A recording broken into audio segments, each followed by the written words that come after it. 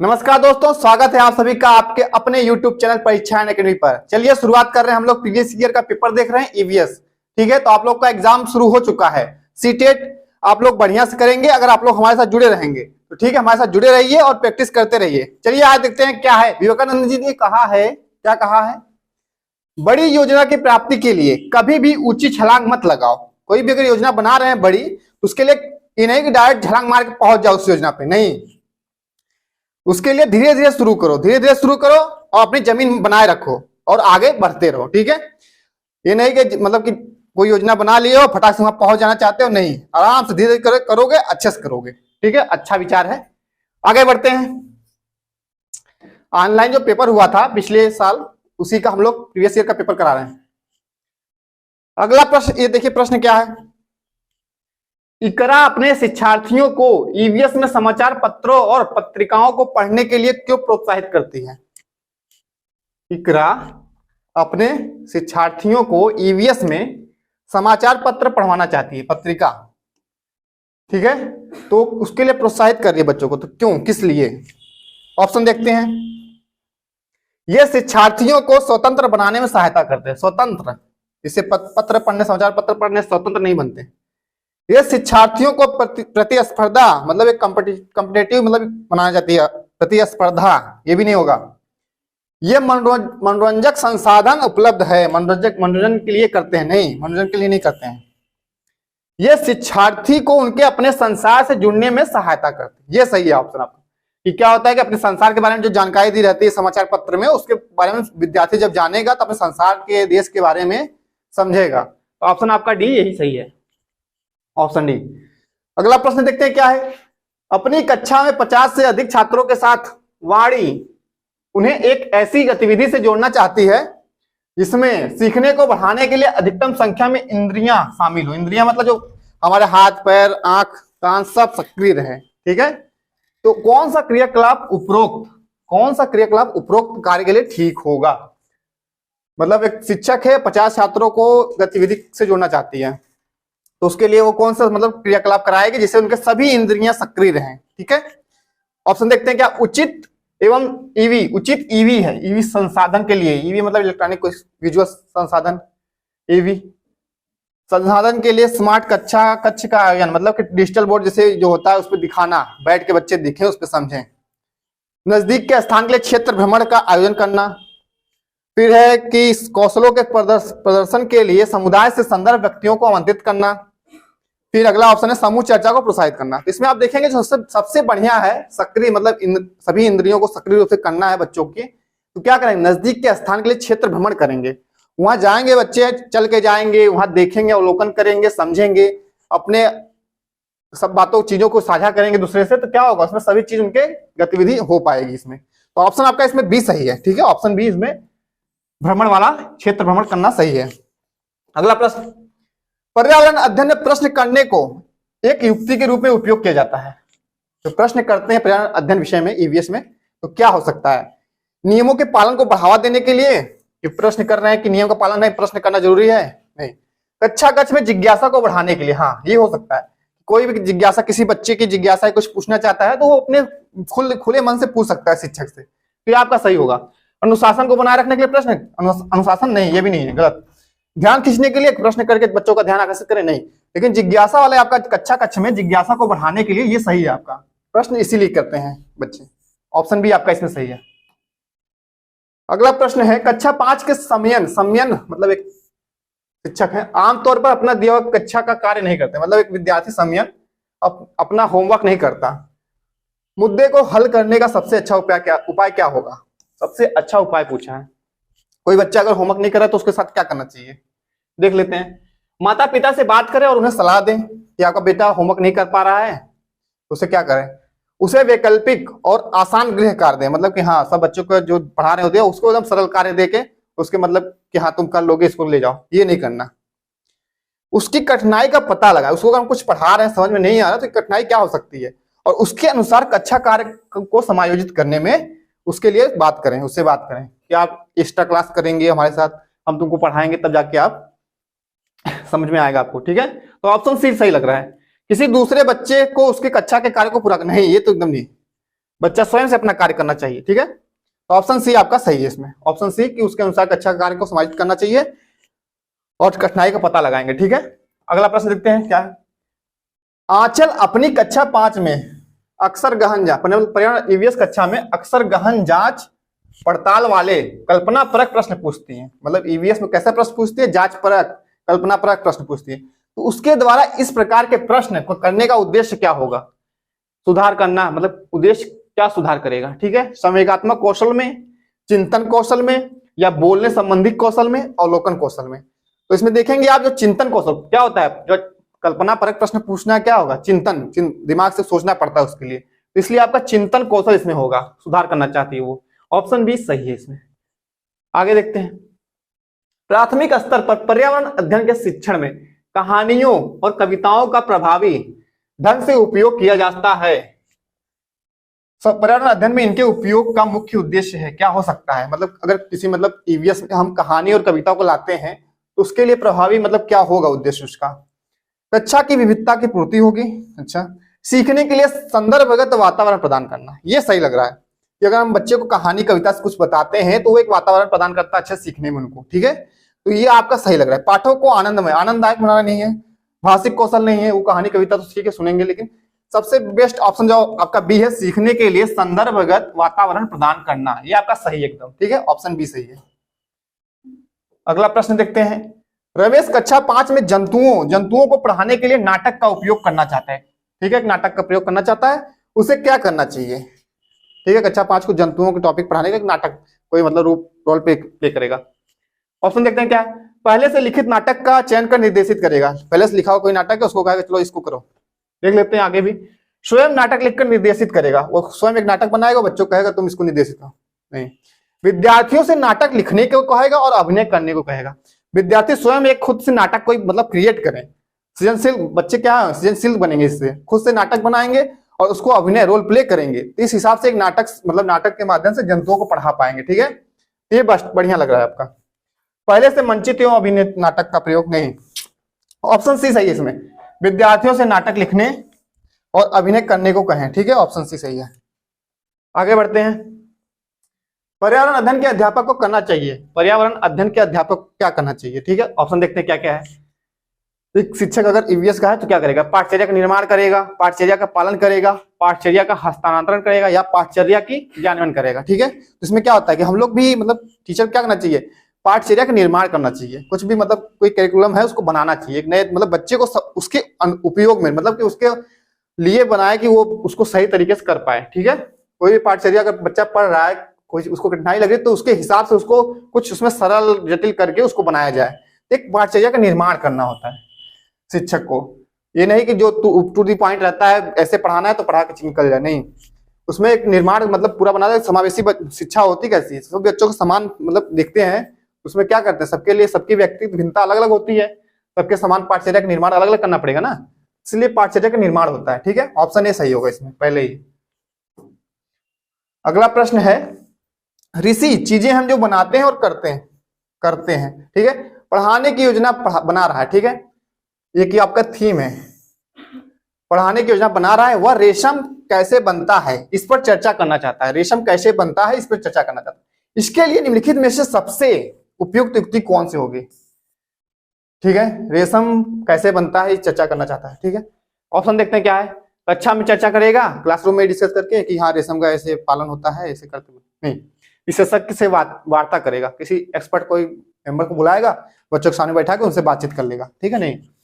वृत्त चित्र प्रस्तुतिकरण, कोई मतलब डॉक्यूमेंट्री प्रेजेंटेशन दिखाएगा, वीडियो दिखा के बता देगा, ये भी नहीं होगा। लेकिन लास्ट में देखें रेशम पालन इकाई भ्रमण, एक मतलब क्या, एक भ्रमण आ गया ना इसमें, घूमना, बच्चों को ऐसे क्षेत्र ले जाना जहां पे रेशम का पालन हो रहा है, वहां पे बच्चे जाएंगे, देखकर अवलोकन करके सीखेंगे कैसे रेशम बनता है, ठीक है। तो ये सबसे बेस्ट ऑप्शन इसका यही सही है, ऑप्शन डी सही है, ठीक है, रेशम पालन इकाई का भ्रमण करना। अगला प्रश्न देखते हैं क्या है। कक्षा का एक विद्यार्थी इकबाल दृष्टिबाधित है, गीता की कक्षा का एक विद्यार्थी इकबाल दृष्टिबाधित है, ठीक है। फिर क्या है कि गीता देखती है कि वह पिछले कुछ दिनों से विद्यालय नहीं आ रहा है, उसके अभिभावक से बात करने पर पता चलता है कि उसे बोर्ड को पढ़ने में कठिनाई होती है, और वह कक्षा प्रक्रियाओं में भी भाग नहीं ले पा रहा है। गीता को इकबाल को विद्यालय आने के लिए अभिप्रेरित करने हेतु क्या करना चाहिए? बताइए क्या करना चाहिए। मतलब कोई दृष्टिबाधित बच्चा है, वो विद्यालय नहीं आ रहा है, तो उसके घर पे अभिभावक से बात करके क्या करना चाहिए? उसे घर से पढ़ने की स्वीकृति देनी चाहिए कि घर पे तुम रहकर पढ़ो? नहीं। उसके अभिभावक को डॉक्टर से सलाह देनी चाहिए। ठीक है, देखते हैं आगे। कक्षा नाटक की योजना बनाकर इकबाल के लिए भूमिका निर्मित करनी चाहिए। ये भी सही है। कक्षा नाटक की योजना बनाएगा कि इकबाल दृष्टिबाधित है, उसको पता न चले, इसको मतलब हम अच्छे से उसको ट्रीटमेंट क्या मतलब दृष्टिबाधित बच्चों के लिए क्या करते हैं, आगे थोड़ा सा अगर देखने में कमजोर है तो थोड़ा आगे कर देंगे, सीट पे आगे बैठा देंगे। तो इसमें आपका 2-3 ऑप्शन सही लग रहा है, बना नहीं है। ऑप्शन देखो, डॉक्टर से सलाह वाला भी ठीक है, ऑप्शन बी। और कक्षा नाटक की योजना बनाएगा, सी और डी। ठीक है, इकबाल को आगे की सीट पर बैठा देना चाहिए। ठीक, तो ये आपका सही है। इसमें तीनों ऑप्शन ए बी सी सही है। ए नहीं, बी, बी सी डी।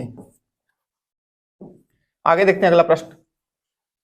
भोजन पाठ पर चर्चा करते हुए गुरुप्रीत विद्यार्थियों से प्रश्न करती है कि आपके परिवार में सबसे बाद में भोजन कौन करता है, सब्जियां कौन खरीदता है, और आपके परिवार में खाना कौन बनाता है, ये सब पूछती है। वह ईवीएस के निम्नलिखित में से किस मुद्दे पर चर्चा करने का प्रयास कर रही है? ठीक है, ये एक विद्यार्थियों से प्रश्न करती है, गुरुप्रीत शिक्षक है। तो देखते हैं क्या करती है। परिवार की खान पान की आदतें जानना चाहती है? नहीं। परिवार को एक साथ मिलकर खाना चाहिए, ये तो अलग अलग वो होता है। आपका दोनों ऑप्शन कट जाएगा। परिवार के सदस्य के भोजन पकाने में भूमिका क्या होती है? ये आपका सही होगा कि परिवार के सदस्य में कौन भोजन पकाता है, मम्मी पकाते हैं कि पापा पकाते हैं, कौन पकाता है? ठीक है, इसमें एक रोल प्ले होता है, जेंडर वाइज इसमें नहीं, कोई पका सकता है। तो आप देखेंगे परिवार में जेंडर भूमिका की चुनौती भी है, ये भी सही है। चेंजर जेंडर क्या है, रोल्स इन फैमिली। तो आपका इसमें ये भी सही है। ऑप्शन सी और डी सही लग रहा है इसमें। ऑप्शन सी और डी, ऑप्शन सी में ही है, ऑप्शन सी और डी, ये आपका सही है।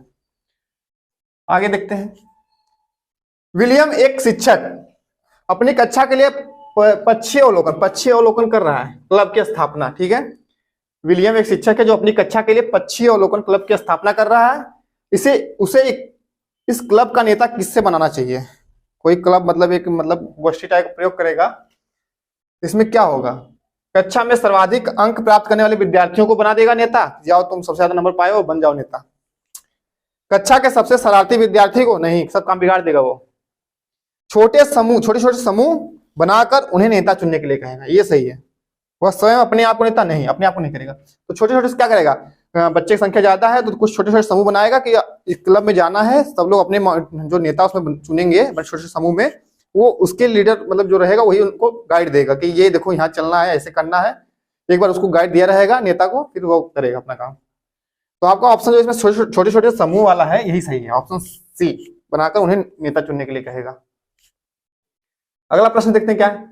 परिवार एवं मित्र पाठ के पूर्ण होने पर चेतन विद्यार्थियों का इकाई परीक्षण लेने का निर्णय लेता है। क्या लेता है? इकाई परीक्षण लेता है। निम्नलिखित में से कौन सा कथन इस परीक्षण का सर्वाधिक उपयुक्त उद्देश्य है? पूछा है, उद्देश्य क्या हो सकता है? अगर इकाई परीक्षण लेना है, बच्चों का एक टॉपिक पढ़ा दिया है तो क्या करेगा? विद्यार्थियों की प्रगति का आकलन करेगा। प्रगति मतलब कितना उन्होंने सीखा, हाँ हो सकता है।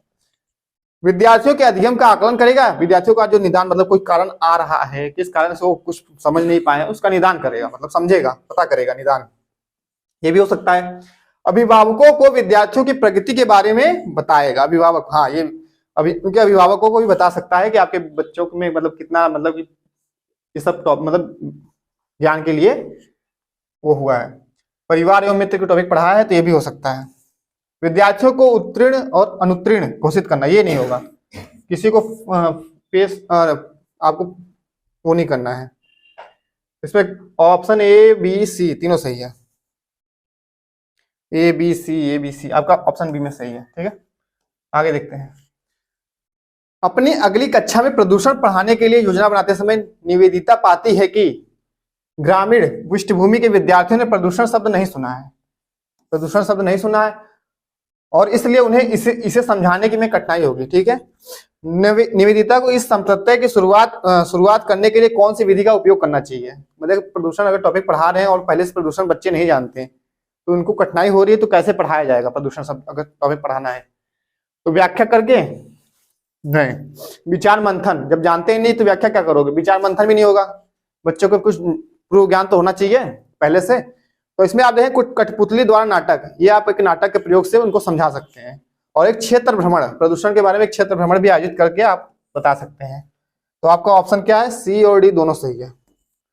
सी और डी ऑप्शन ए में है आपका, सी और डी सही है। अगला प्रश्न, पर्यावरण अध्ययन में प्रकरण के स्थान पर उपविषय थीम जो गत उपागम को स्वीकार किया गया है, क्योंकि जो थीम है आपके उपविषय, इसमें थीम शामिल किए गए क्या है? यह संयुक्त और परस्पर संबंधित समझ को सक्षम बनाता है, सक्षम, हाँ ये होगा संयुक्त और परस्पर संबंधित समझ को, ये होगा आपका सही। यह शिक्षण और समझाने को आसान बनाता है, शिक्षण और समझाने, शिक्षण क्रिया में आपको थीम अगर लिए हैं उसके बारे में बता रहे हैं तो समझाने में आसानी होती है, तो ये भी आपका सही है, ऑप्शन बी भी। अगला है कक्षा, यह किसी निश्चित कक्षा की विषय वस्तु को सीमित करता है, किसी निश्चित, ये आपका गलत होगा, सी नहीं होगा। किसी निश्चित कक्षा की विषय वस्तु को सीमित आ गया, सीमित क्या है, टैगवर्ड आ गया निगेटिव का, ये आपका नहीं, कट जाएगा। आपका ए सही है, बी सही है। और डी देख लेते हैं क्या है, यह विद्यार्थियों को उनके अनुभव से सीखने में सक्षम बनाता है, ये भी सही है, अनुभव सीख रहे हैं तो ईवीएस में चलेगा अनुभव, ऑप्शन डी भी सही है। तो आपका A B D option C में, ए बी डी, ठीक है। आगे देखते हैं अगला प्रश्न। अगला प्रश्न है, निम्नलिखित में से किसने मटर के पौधों के साथ प्रयोग किए और यह पाया कि मटर के पौधों में कुछ ऐसे लक्षण होते हैं जो जोड़ियों में आते हैं, ठीक है, कुछ जो जोड़ियों में आते हैं, जैसे चिकने और खुरदुरे, लंबे बौने, पीले और हरे, ये क्या है, लक्षण है। तो ये मटर का प्रयोग कौन किया था, वैज्ञानिक का नाम बताइए। इसमें हम देखेंगे जॉर्ज मेस्टल थे, चार्ल्स डार्विन है, या एम एस स्वामीनाथन है, या ग्रेगर जॉन मेंडल है। तो इसमें आप जानते हैं कि जो अनुवांशिकी के पिता कहे जाते हैं ग्रेगर जॉन मेंडल, इन्होंने मटर पर रिसर्च किया था, 20,000 रिसर्च किए थे मटर पे। इन्होंने क्या निश्चय किया, मतलब पाया था कि कुछ मतलब जोड़ी में जो आते हैं तो उसमें लक्षण मतलब अलग अलग हो जाते हैं, चिकने खुरदरे हो जाएंगे, लंबे बौने हो जाएंगे, मटर पीले या हरे हो जाएंगे, यही है। कौन है, ग्रेगर जॉन मेंडल। आपके ऑप्शन डी में सही है, ऑप्शन डी सही है। अगला प्रश्न देखते हैं, निम्नलिखित में से कौन से कच्चे तेल पेट्रोलियम के उत्पादक हैं, जो कच्चे तेल के उत्पादक राज्य पूछा है भारत में, कौन है? तो ऑप्शन देख लेते हैं क्या, गुजरात और तमिलनाडु, बिहार और बॉम्बे हाई, या बॉम्बे हाई तथा पश्चिम बंगाल, असम और उड़ीसा। इसमें आपका जो सही आंसर है पहला ही है, कहां पे, गुजरात और तमिलनाडु में कच्चे तेल के उत्पादक मतलब ये लोग हैं, गुजरात भी राज्य है, तमिलनाडु भी है, और बॉम्बे हाई सबसे बड़ा उत्पादक वो है तेल, कच्चे तेल का, बिहार नहीं है। ऑप्शन आपका ए सही है, ठीक है, ऑप्शन ए सही है। अगला प्रश्न है, निम्नलिखित में से पक्षियों का वह समूह चुनिए जिसका प्रत्येक सदस्य हमारी तुलना में कितना, हमारी तुलना में 4 गुनी अधिक दूरी की वस्तुओं को स्पष्ट रूप से देख पाता है। कि पक्षी कुछ होते हैं जो मनुष्य की तुलना में 4 गुना अधिक दूर तक देख पाते हैं, तो कौन से पक्षी हैं वो? कौवा चील बुलबुल होगा, कि बाज चील गिद्ध होगा, या फाख्ता कौवा मोर होगा, या बाज कबूतर तोता होगा। तो इसमें आप देखेंगे जो सब बहुत मतलब आसमान में ऊंचाई पर उड़ते हैं, कौन उड़ते हैं, चील बाज गिद्ध, ये सब, ये आसमान बहुत ऊंचाई पर उड़ते हैं, लेकिन वहां से भी जमीन पे किसी भी मतलब छोटे मोटे जानवरों को देख के पहचान जाते हैं अपने शिकार को। तो इनकी जो देखने की क्षमता होती है हम मनुष्य से 4 गुना अधिक दूरी तक होती है। तो ऑप्शन आपका इसमें जो सही है, ऑप्शन बी सही है, बाज चील गिद्ध, ऑप्शन बी जो सही है, बाज है, चील है और गिद्ध, ये 3 पक्षी ऐसे हैं जो मनुष्य से 4 गुना अधिक दूरी तक देख पाते हैं, ठीक है, ऑप्शन बी आपका सही है। आगे देखते हैं अगला प्रश्न, सीढ़ीदार कुएं अथवा बावली जिसे कहते हैं, ठीक है, संबंधित निम्नलिखित कुछ कथन दिए गए हैं, क्या सही हो सकते हैं इसमें देखना है। ये कुएं आपके वहां पाए जाते हैं जहां पे वर्षा मतलब बहुत कम होती है, और बड़े बड़े सीढ़ी नुमा कुएं बनाए जाते हैं जहां पानी संचय होता है, वहां के लोग निवासी इस कुएं से पानी लेके अपने जीवन को निर्वाह करते हैं वहां पे। देखते हैं क्या सही है, वे जल भंडारण तथा संरक्षण की पारंपरिक व्यवस्था है, हाँ ये सही है, सीढ़ीदार कुएं बहुत प्राचीन काल से ही अपना है। सामुदायिक स्रोत के रूप में उनका प्रयोग होता है, हाँ समुदाय मतलब सबके लिए समान, मतलब किसी पर्टिकुलर एक लोग का नहीं है इस पे अधिकार, सबके लिए है, सामुदायिक रूप से। उनका निर्माण मुख्यतः वर्षा रहित राज्यों में होता है, वर्षा रहित मतलब जहां वर्षा नहीं होती, ये भी सही है। उनमें केवल संदूषित जल होता है, संदूषित मतलब संदूषित मतलब क्या, साफ। तो आपका इसमें देखेंगे केवल आ गया, तो केवल क्या पता गंदा पानी जल भी हो सकता है, इसलिए आप इसमें इसको 1 2 3 मानेंगे, 1 2 3, ऑप्शन बी सही है, ठीक है। आगे देखते हैं अगला प्रश्न। अगला प्रश्न है, निम्नलिखित में से किसकी सुनने की शक्ति इतनी तीक्ष्ण होती है कि वह वायु से पत्तों के हिलने की ध्वनि, पत्तों के हिलने की ध्वनि और घास पर किसी जानवर के चलने की ध्वनि में अंतर कर सकता है। ठीक है, कौन सा ऐसा जानवर है जो मतलब कि एक साथ दो आवाज मतलब कहीं कंपन कुछ हुआ हो तो उसको अंतर कर पाएगा। ठीक है, बाघ, गिद्ध, रेशम का कीड़ा या कुत्ता। तो इसमें आपका पहला ही आंसर सही है, बाघ। बाघ मतलब इतनी क्षमता होती है उसके सुनने की, आपने कि आसपास के कहीं भी अगर पत्ता भी हिल रहा है समझ जाए कहाँ कुछ मतलब मूवमेंट हुई है, और किसी जानवर के चलने की हलचल हो रही है तो वहां पता कर लेगा वो। बाघ, इसमें आपका सबसे सही ऑप्शन आपका ये बाघ है। ठीक है, अगला प्रश्न, निम्नलिखित में से कौन सा कीट मधुमक्खियों की भांति कॉलोनी बस्ती में एक साथ नहीं रहता?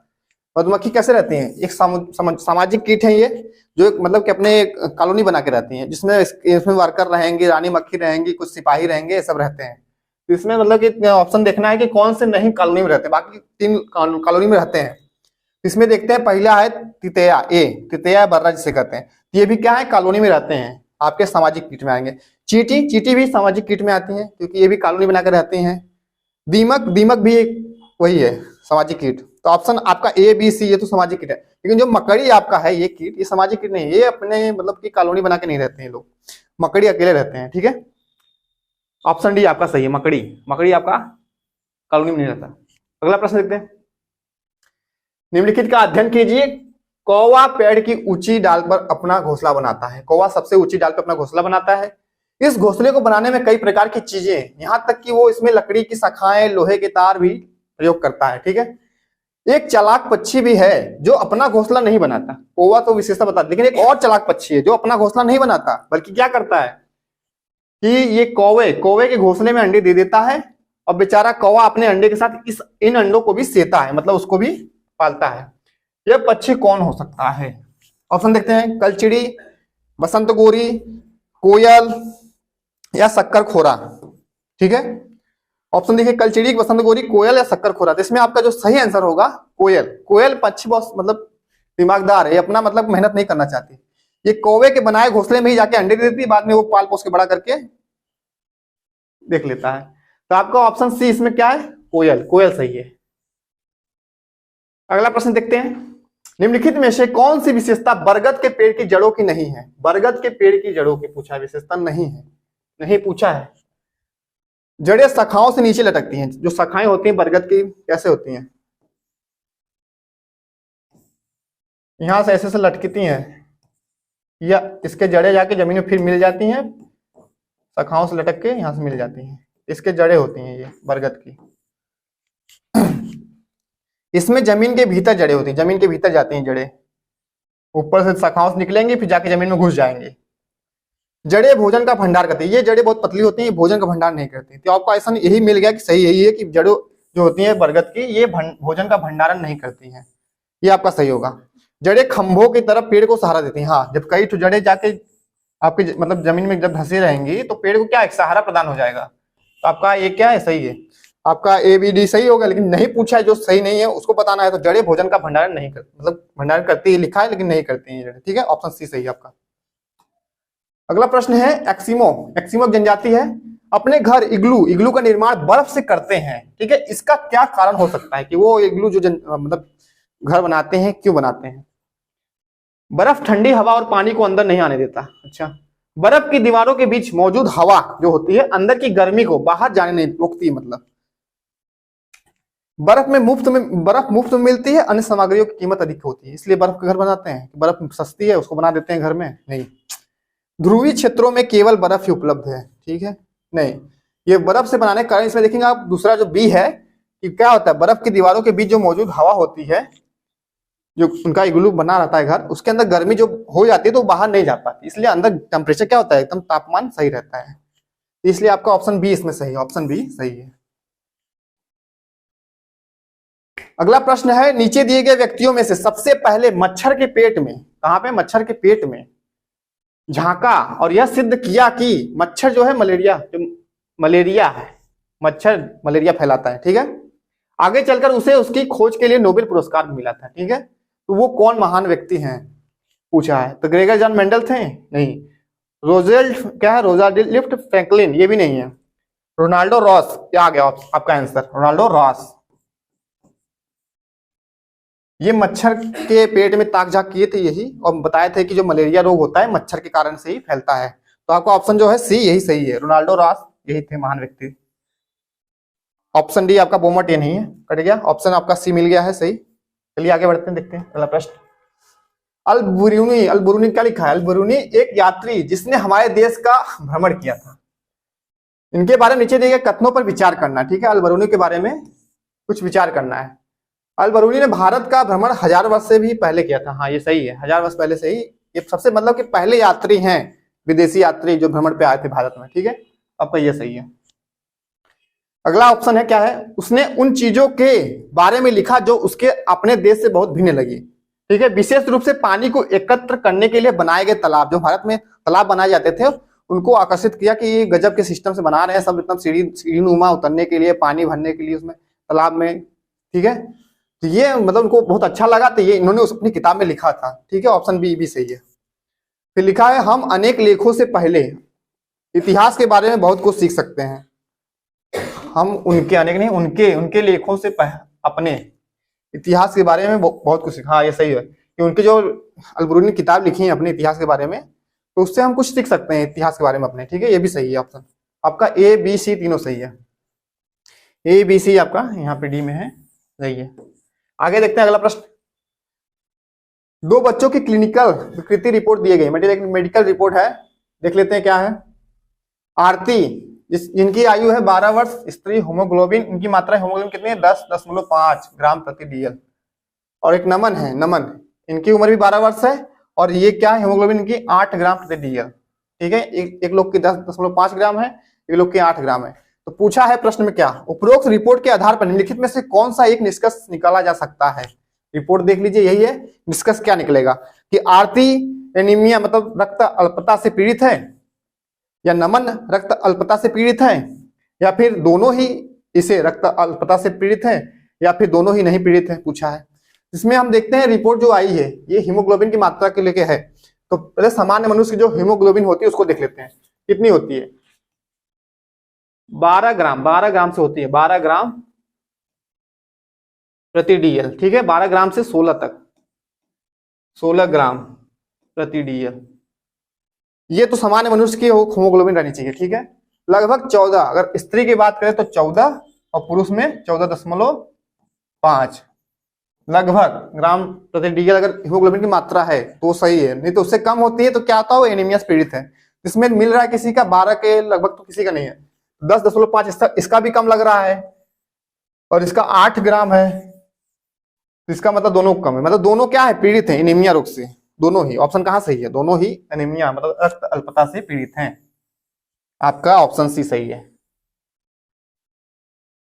ठीक है। आगे देखते हैं अगला प्रश्न। घाना नेशनल पार्क, घाना नेशनल पार्क है, किस राज्य में स्थित है? पक्षियों के लिए फेमस है ये नेशनल पार्क। तो देखते हैं उत्तर प्रदेश में है, उत्तराखंड में है, राजस्थान में है कि गुजरात में है। तो आप जानते हैं घाना नेशनल पार्क कहाँ है? नेशनल पार्क ये आपका है राजस्थान में, घाना नेशनल पार्क आपका राजस्थान में स्थित है। ऑप्शन सी आपका इसमें सही है, ऑप्शन सी। अगला प्रश्न देखते हैं। उस पक्षी का नाम जिसकी आंखें मानव की तरह सामने की तरफ होती है, मतलब एक पक्षी है जिसकी आंखें जो होती है मानव की तरह, हमारे मनुष्य की तरह आंखें मतलब कहाँ होती है? सामने देखती हैं। तो ऑप्शन बताना क्या हो सकता है वो पक्षी, वो कौन सा होता है? चील हो सकता है, बाज हो सकता है, उल्लू या गिद्ध। तो उल्लू कैसा रहता है? उसकी आंखें सामने की तरफ होती है, ठीक है। तो उल्लू आपका सही है। बाकी सबकी आंखें अगल बगल रहेगी, चोंच रहेगा, अगल बगल आंखें दी रहेंगी उसकी, लेकिन उल्लू को देखेंगे तो एकदम मनुष्य की तरह सामने दिखता है। तब कहते नहीं कुछ कुचुआ की तरह देखते हो, तो यही है उल्लू। ऑप्शन सी आपका सही है, उल्लू। आखिरी प्रश्न देखते हैं क्या है। आपका घर एक्स पर स्थित है, कुछ डायग्राम बनाना है इसमें। आपका घर एक्स पर स्थित है और आपका विद्यालय वाई पर स्थित है। अपने विद्यालय पहुंचने के लिए आप पहले ठीक उत्तर दिशा में 3 किलोमीटर जाते हैं, फिर ठीक पूर्व दिशा में 4 किलोमीटर। वाई पर आपके विद्यालय के सापेक्ष आपके घर की न्यूनतम दूरी और उसकी दिशा भी पूछा है। चलिए देखते हैं कैसे। तो आप पहले कहाँ चलेंगे? लिखा है पहले ठीक उत्तर दिशा में 3 किलोमीटर। उत्तर कहाँ? ऊपर। मैप में आप लोग इतना जानकारी रखें, उत्तर, दक्षिण, पूरब, पश्चिम, ठीक है। ये आपका वो है एक डायरेक्शन सिंबल देने के लिए, ठीक है। तो हमको पहले कहाँ जाना है? पहले ठीक उत्तर दिशा में 3 किलोमीटर जाना, ऊपर। यहाँ से अगर हम यक्स पे हैं, यहाँ से ऊपर जाएंगे 3 किलोमीटर, ठीक है। 3 किलोमीटर ऊपर गए, फिर उसके बाद फिर ठीक पूर्व दिशा में 4 किलोमीटर चले। पूरब किधर? उधर है। यहाँ चलने के बाद 3 किलोमीटर, फिर 4 किलोमीटर पूरब चलते हैं, 4 किलोमीटर, 4 किलोमीटर। अब पूछा है कि वाई पहुंच गए हैं आप, यहाँ पे वाई है आपका स्कूल, ठीक है, घर से स्कूल जा रहे हैं आप। तो विद्यालय जो आपका वाई, आपके विद्यालय के सापेक्ष आपके घर की न्यूनतम दूरी और उसकी दिशा क्या है? वायु मतलब आपके विद्यालय से आपके घर की दिशा पूछा है और उसकी न्यूनतम दूरी क्या है? न्यूनतम दूरी मतलब ऐसे जाएंगे तो 7 किलोमीटर लगेगा, 4 3 7, लेकिन आपको न्यूनतम मतलब यहाँ तिरछा बताया, तिरछा, यहाँ से तिरछा आना है, ठीक है, तिरछा आना, तिरछी यही दूरी पूछा है। तो ये आपका क्या होगा? एक पाइथागोरस प्रमेय लगेगा। अब इसमें लगा लेते हैं सवाल। तो पता है आपका, ये मान लीजिए यहाँ पे ये ए है, बी है, ये ए मान लेते हैं, ये बी मान लेते हैं, इसको सी मान लेते हैं। तो सी बराबर आपका ए स्क्वायर प्लस बी स्क्वायर, और ये होगा आपका करनी के अंदर, ठीक है। अब इसको सॉल्व करते हैं। ए का मान 3 है, 3 का स्क्वायर मतलब 3 त्रिका 9, कितना होगा? 3 त्रिका 9 प्लस, अब बी का मान कितना है? 4, तो 4 का स्क्वायर करेंगे, 4 चौक 16 होता है, ठीक है, 4 चौक 16 करनी में है, बराबर 16 और 9 जोड़ेंगे 25 आता है, करनी में 25, और 25 का वर्गमूल निकालेंगे तो आपका आ जाएगा सी का मान 5। कितना आएगा?